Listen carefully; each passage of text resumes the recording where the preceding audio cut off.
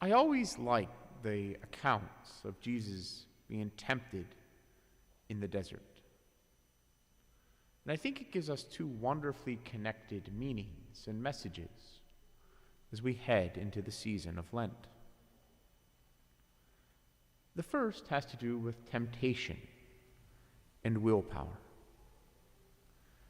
As many know, during Lent, at times we are called to fast.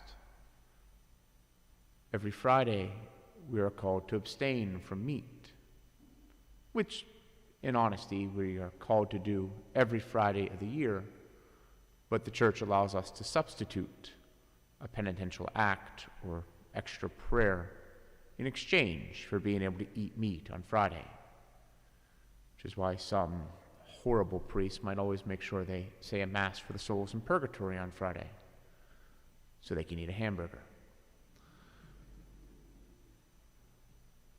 But when I teach my boys, especially my freshmen, on the history of monasticism, I always ask them, why?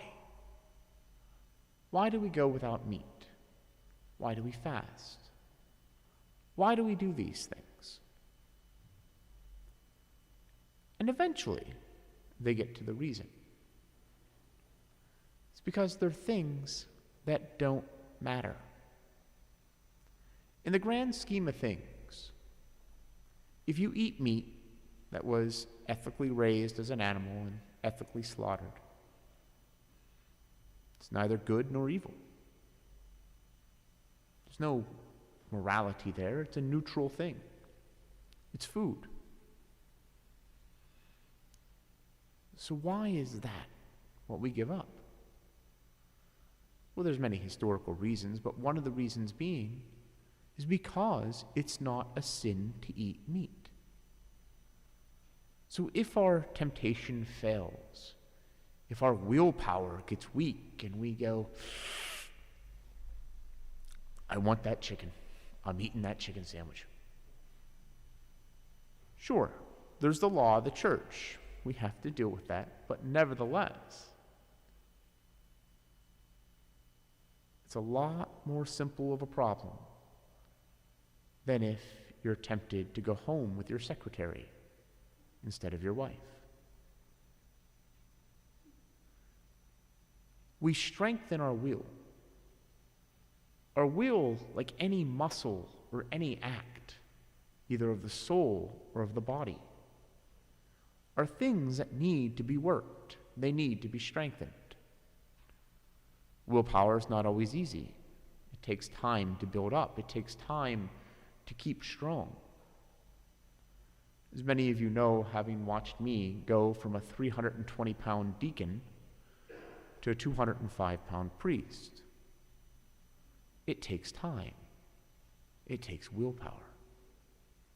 We live in a world of temptation. We live in a world where many things are called and calling to us to pull us off the narrow way, to pull us away from our path to eternal salvation. By giving up things that don't matter, by giving up things that neither hurt us nor help us get to heaven, we strengthen our willpower against temptation, against falling when it does matter. Because in many ways, it is at times a stacked deck.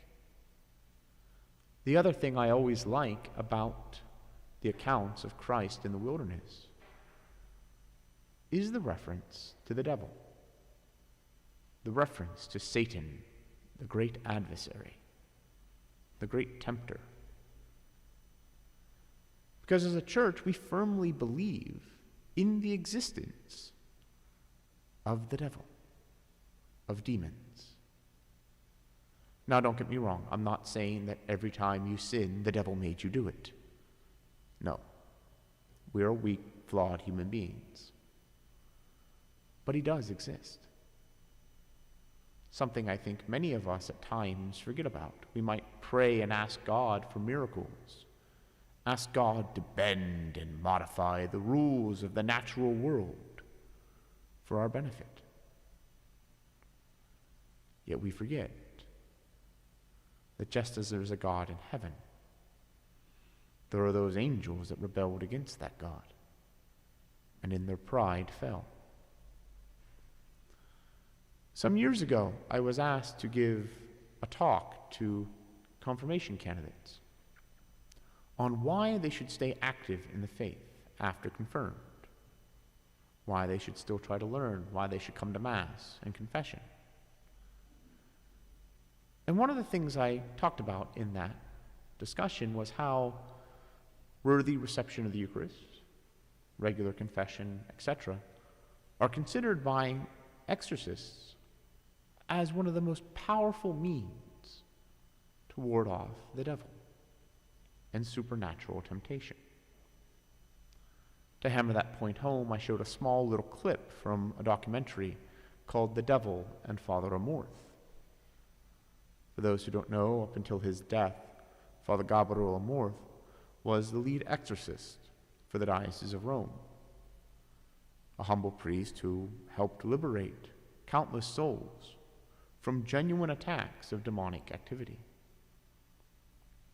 And in that documentary, you see a poor woman who is possessed. Well, when I got home, I received an email from an upset parent whose daughter was taken aback and frightened by the clip. The mother said she had never seen or heard about such things. At which point I was apologetic that the daughter was upset, but I don't think the mother liked my answer with the, well, I'm sorry, but I'm not sorry. We're Catholic, we believe in this. So I'm kind of happy she now knows the devil's real. Because he is. No, again, we don't believe he's around every corner. We don't believe that every person who acts strangely is possessed by the devil. In fact, no. The rules state very clearly that before a priest or a bishop can authorize a priest to perform an exorcism, the possessed person needs a full and complete medical workup. We have to rule out the natural before we go to the supernatural. We have to make sure they're not in need of medical attention before we go to such a grave and serious spiritual battle. But nevertheless, as Leo XIII says, the devil prowls about the world, seeking the ruin of souls.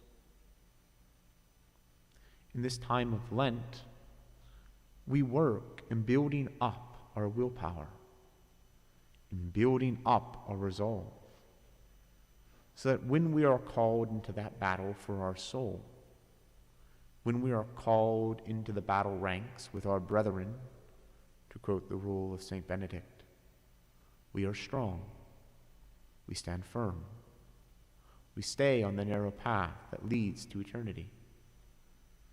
We neither look to the left nor to the right. We follow God with all our heart, with all our strength, and with all our soul.